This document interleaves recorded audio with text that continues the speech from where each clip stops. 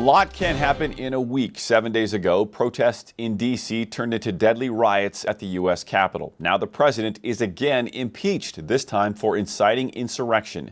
Good Wednesday evening, everyone. I'm Tyler Lopez. And I'm Amber Kriska. Tonight, we are hearing from President Trump in a White House video. Alice Barr has that and more in tonight's top story.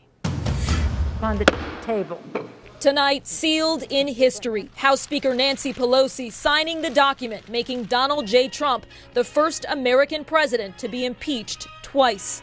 Today, in a bipartisan way, the House demonstrated that no one is above the law. In a single article of impeachment, the president charged with incitement of insurrection for emboldening his supporters before the deadly riots at the U.S. Capitol. The final vote to impeach included every Democrat and 10 Republicans, among them Jamie Herrera Butler. I am not choosing a side, I'm choosing truth. It's the only way to defeat fear. The vast majority of GOP lawmakers still lined up behind President Trump. It's always been about getting the president, no matter what. But Democrats insist the president brought this upon himself. Donald Trump is a living, breathing, impeachable offense.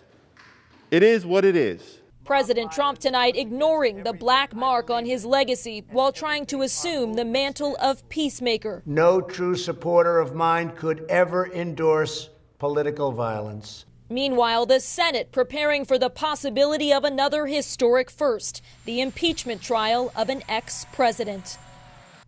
In a statement tonight, President-elect Joe Biden condemned the violence and the president's role in it, while saying he hopes the Senate can balance an impeachment trial with the other urgent business of this nation.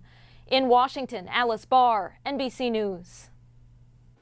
Central Illinois representatives voted along party lines in the impeachment vote, but Adam Kinzinger was the only Republican from our state to break ranks and vote in favor of impeachment, a decision he tells us has cost him as some family members have disowned him.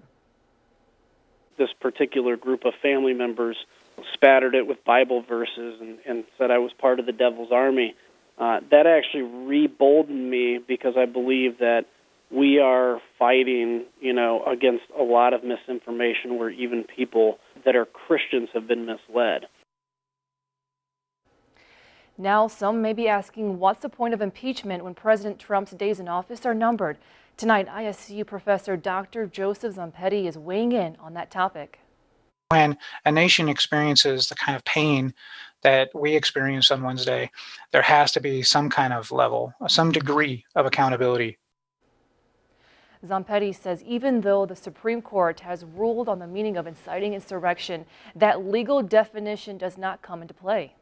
Impeachment proceedings are not courtrooms. They are not legal proceedings. They are political proceedings. So there's a different standard of proof. There's a different standard of what is expected.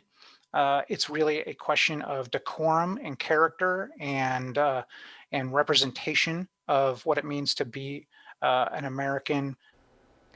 Zampetti also says even after President Trump is out of office, the Senate will still have a chance to carry out impeachment, and part of the language in the articles would bar Trump from ever running for federal office again.